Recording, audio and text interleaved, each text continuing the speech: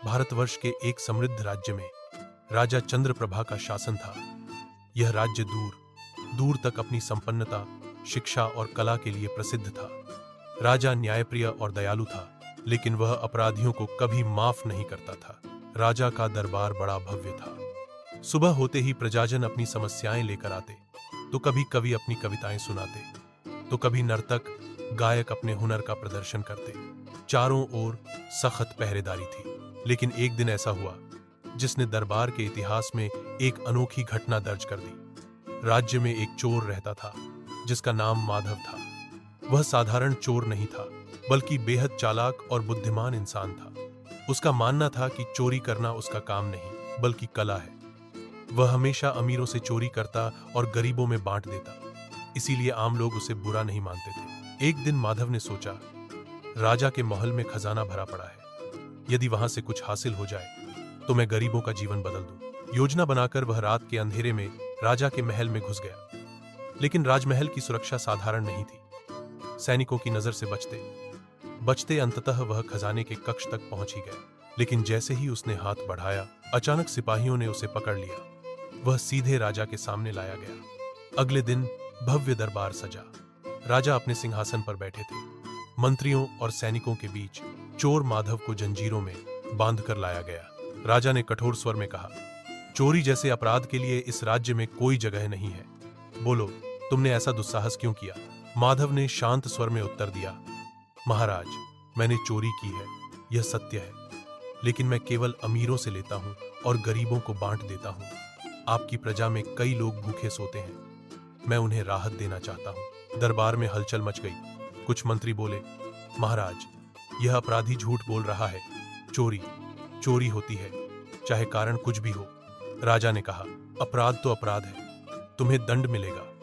माधव मुस्कुराया और बोला, महाराज, दंड देने से पहले मुझे एक मौका दीजिए। यदि मैं अपनी चतुराई से आपके प्रश्नों का उत्तर दे दूं तो आप मुझे छोड़ दीजिए, और यदि असफल रहा तो मैं मृत्युदंड स्वीकार करूंगा। राजा उसकी निडरता देखकर चकित रह गए। उन्होंने चुनौती स्वीकार कर ली।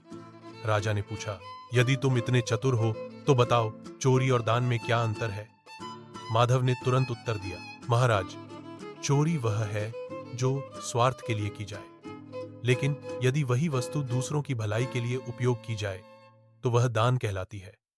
मैंने चोरी की, परंतु अपने लिए नहीं, मैं दान करता हूं।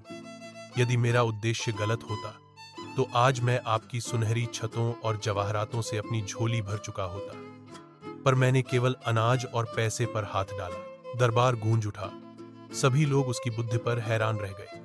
राजा ने सोचा, यह चोर केवल वाक्पटु ही नहीं, बल्कि साहसी भी है। उन्होंने अगली परीक्षा रखी, यदि तुम इतने साहसी हो तो मेरे सैनिकों से बचकर दरबार से निकल कर दिखाओ। माधव मुस्कुराया और बोला, महाराज, अभी मैं कैद में हूं, बंधन में रहकर साहस नहीं दिखाया जाता, किंतु यदि आप मुझे खुला छोड़ दें और केवल 5 मिनट का समय दें तो मैं अपनी कला दिखा सकता हूं। दरबार में सबने आपत्ति जताई, महाराज, यह भाग जाएगा। लेकिन राजा ने कहा, नहीं, मैं देखना चाहता हूं कि यह अपनी बात सच करता है या नहीं। राजा ने आदेश दिया और उसकी बेड़ियां खोल दी गईं। माधव ने अपने चारों ओर देखा। अचानक उसने अपने पैरों की गति बढ़ाई और ऐसे दौड़ा मानो हवा में उड़ रहा हो। सैनिक उसे पकड़ने लगे, लेकिन वह कभी झुककर, कभी छलांग लगाकर, कभी पर्दे के पीछे छुपकर सबको चकमा देता रहा। 5 मिनट बीतते ही उसने खुद को राजा के सामने आकर समर्पित कर दिया। राजा दंग रह गए। अब राजा ने कहा, अच्छा, यदि तुम इतने बुद्धिमान हो तो यह पहेली सुलझाओ। यदि कोई व्यक्ति सच्चा भी हो और झूठा भी, तो उसे कैसे पहचाना जाए? माधव ने हौंसते हुए उत्तर दिया, महाराज, सच्चाई और झूठ का पता व्यक्ति के कर्मों से चलता है। यदि कोई कहे कि वह गरीबों का मित्र है तो उसके कर्मों को देखो। यदि वह भूखों को खाना खिलाता है तो वह सच्चा है, और यदि वह केवल बातें करता है तो वह झूठा है। जैसे मैं हूं, मेरे बारे में चाहे जितनी बातें हों, लेकिन यदि आप मेरे गांव के गरीबों से पूछेंगे तो आपको मेरी सच्चाई का प्रमाण मिलेगा। राजा ने सैनिकों को आदेश दिया कि गांव से पता किया जाए। अगले ही दिन समाचार आया कि सचमुच माधव ने सैकड़ों गरीब परिवारों की मदद की है। अब राजा के मन का संदेह मिट गया। उन्होंने कहा, माधव, तुम सचमुच चतुर हो। अपराधी होकर भी तुम्हारे मन में प्रजा का हित है, मैं तुम्हें दंड नहीं दूंगा। सभी दरबारी अचंभित रह गए। राजा ने आगे कहा, आज से तुम मेरे दरबार में विशेष सलाहकार रहोगे। अपनी चतुराई से तुम राज्य की भलाई में योगदान दोगे।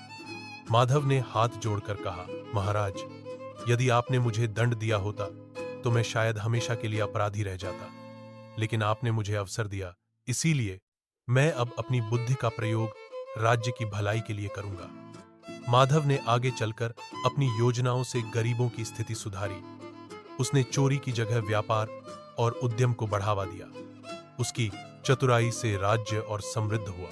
लोग हमेशा कहते, जिस चोर को राजा ने पकड़ा था वही आज राज्य का सबसे बड़ा हितैषी है। यह कहानी हमें सिखाती है कि हर व्यक्ति में अच्छाई छिपी होती है, बस सही अवसर मिलना चाहिए।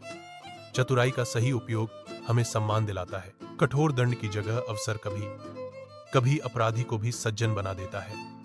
सच्चाई कर्मों से साबित होती है, न कि केवल शब्दों से।